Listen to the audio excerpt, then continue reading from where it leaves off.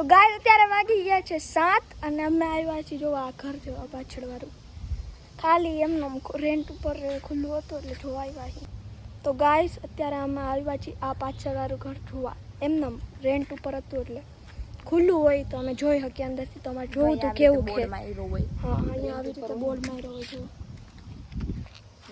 તો અમે અહીંયા જોવા આવ્યા છીએ અંદર. અને તમને દેખાડશું કેવું કોઈ અંદરથી. લેવું નથી પણ ખાલી એમને. આ છે એન્ટ્રન્સ. અહીંયા સાથે જો એક રૂમ આવે આખો. આ જો ક્લોઝેટ આવે. અહીંયા તમે કપડાને રાખી શકો. આ તો ક્લોઝેટ છે મોટો લાગે છે. અહીંયા જો બહાર ગ્રાઉન્ડ ફ્લોર પર આવે. જો આ બહાર જો બહાર તમે મસ્ત જોઈ હોય ઓફિસ ક્લોઝેટ આવે છે ઓફિસ. અહીંયા જો અહીંયા ડાઇનિંગ ટેબલ હાલે અને અહીંયા પણ એક મસ્ત પછી અહીંયા જોઈએ આપણે અહીંયા કિચન લાઇટ નહીં આ રે લાઇટ જો આ કિચન હે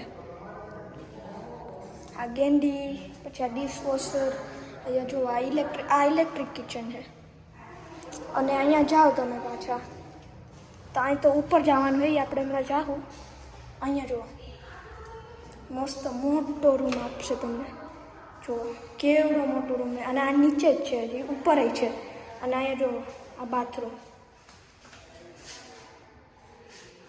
અને આ બાથટબ જો અહીંયા બધા આવા બાથટબ જ હોય આપણે મોટા મોટા બાથટબની પાસે જ વિન્ડો અને તમારે બાથટબમાં હોય ના હોય તો એ વાળું હોય ને આ ઊભું શાવર છે અહીંયા જો આ અંદરનું હોય બહુ મોટો ક્લોઝેટ અહીંયા તમારા કપડાં અને બધી વસ્તુ આવી શકે બહુ જ મોટું છે અને આ ટોયલેટ ને એવું છે આ રૂમ. હવે આપણે બહાર જઈ જોઈએ. હવે આ એન્ટ્રન્સ છે અને આ જોવા પેન્ટ્રી અને આ છે હોલ મોટો એવો મોટો એવો હોલ છે.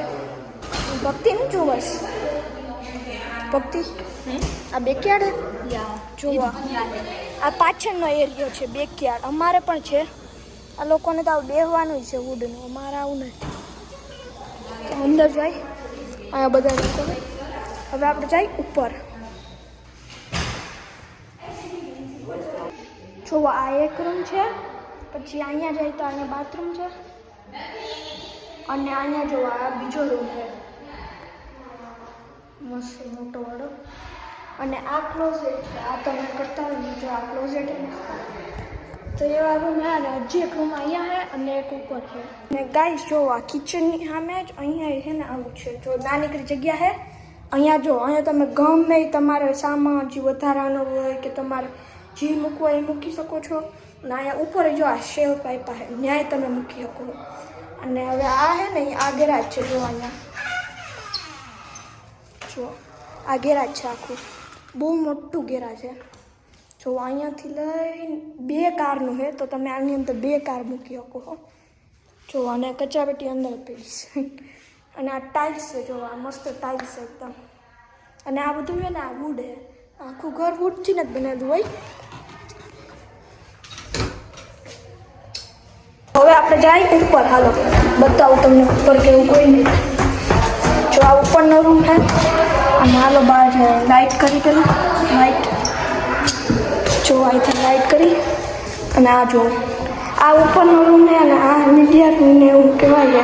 અહીંયા તમે ટીવી બધું મૂક્યો આમ ગાદલા કે બેડ કે તમારે જે કરવું હોય ને અહીંયા મૂકીને મસ્ત કરી શકો. બધા ટીવી ને પ્રોજેક્ટર ને અહીંયા લગાવીને મીડિયા રૂમ બનાવે. જો એમ તો મોટો છે એટલો નાનો પણ નહીં. અને અહીંથી જો બારી નીચેનો જોઈ શકો તમે. અને આ જો આ છે એટિક. તમને અત્યારે કંઈ દેખાતું નહીં હોય પણ અહીંયા જે છે ને આખા ઘરનું જે બધું હોય ને વુડ ને એવું બધું ત્યાં જ હોય. જેમ કે એસી હાલતું હોય ને તો એ બધા એસી ને એ બધું ત્યાં જ રહે છે.